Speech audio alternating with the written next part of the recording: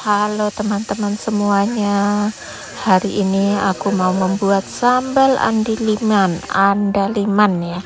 Sambal andaliman. Ini ada cabai. Cabenya kita cuci bersih dulu. Jadi kita bilas beberapa kali ya biar dia benar-benar bersih. Selain ada cabai, di sini juga ada bawang merah sama bawang putih. Bawang merah sama bawang putih kita cuci bersih dulu.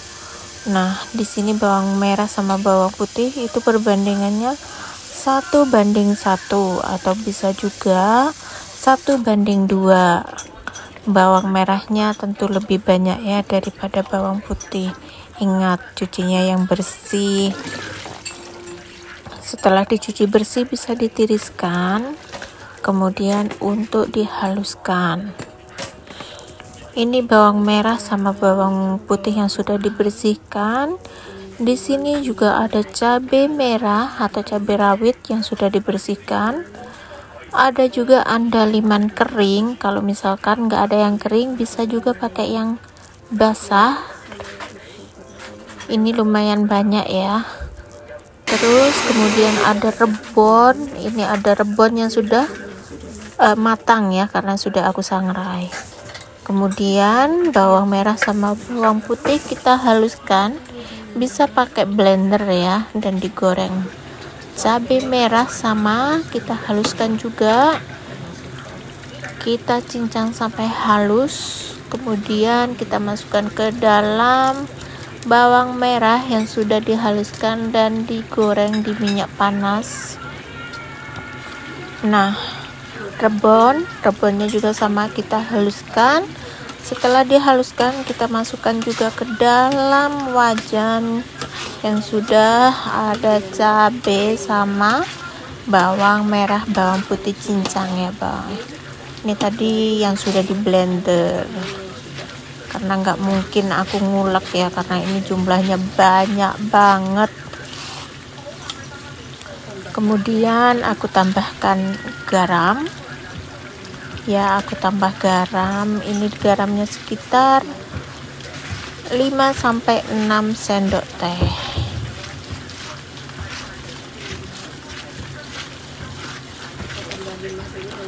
Jangan lupa diaduk terus supaya tidak gosong. Andaliman keringnya sama kita haluskan sampai halus. Sambalnya sudah setengah matang ya, ini sudah hampir matang. Jadi kita aduk-aduk terus sampai dia itu benar-benar matang, karena semakin dia matang akan semakin tahan lama. Jangan lupa sambalnya untuk diaduk-aduk terus, karena sambal ini rawan untuk gosong ya, jadi kita harus benar-benar telaten untuk mengaduknya supaya dia itu tidak gosong, terutama di bagian bawah. Kita itu benar-benar harus rajin supaya tidak menempel di wajannya ya, karena kalau nempel sudah dipastikan pasti gosong. Ini warnanya sudah mulai menggelap, sudah mulai agak coklat-coklat, naik kemerahan gitu ya. Tandanya sambal sudah mau kering. Kemudian kita tambahkan andaliman yang sudah dihaluskan. Masukkan semua. Ini langsung nanti berubah warna, jadi lebih gelap lagi. Nah kan warnanya jadi lebih gelap.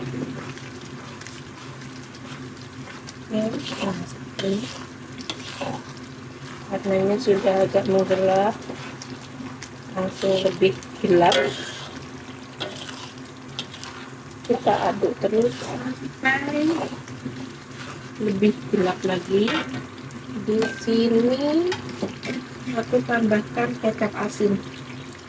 Kecap asin ini fungsinya sebagai pengawet ya. Selain penambah rasa, dia juga sebagai pengawet. Jadi sambal ini bisa tahan lama banget, asalkan waktu mengambilnya itu pakai sendok kering. sambal ini kemungkinan dalam waktu 1 tahun itu nggak akan berubah rasanya.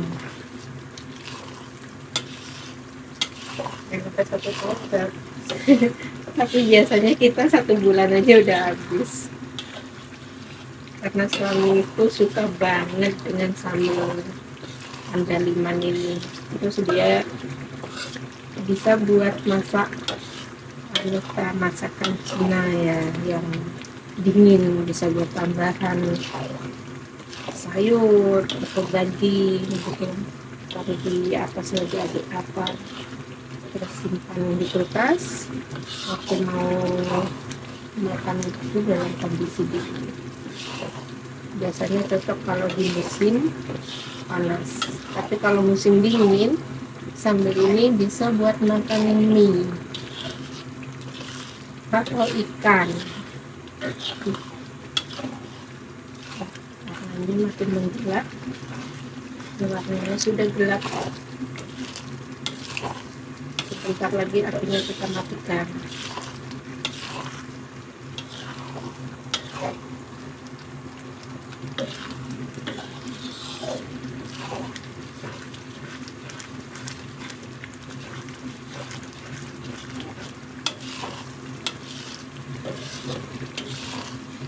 Kalau suka bisa dikasih penyedap, kaldu ayam ataupun penyedap lainnya ya, sesuai selera saya.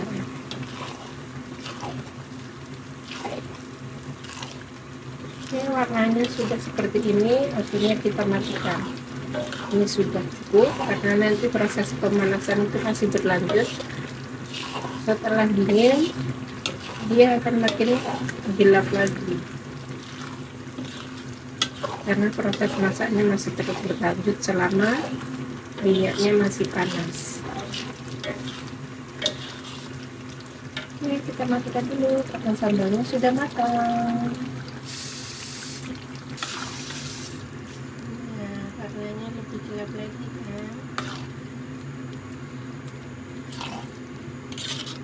Ini kalau harusnya minyaknya lebih banyak lagi, jadi kita nggak makan ininya, yang diambil itu minyaknya kalau buat mie.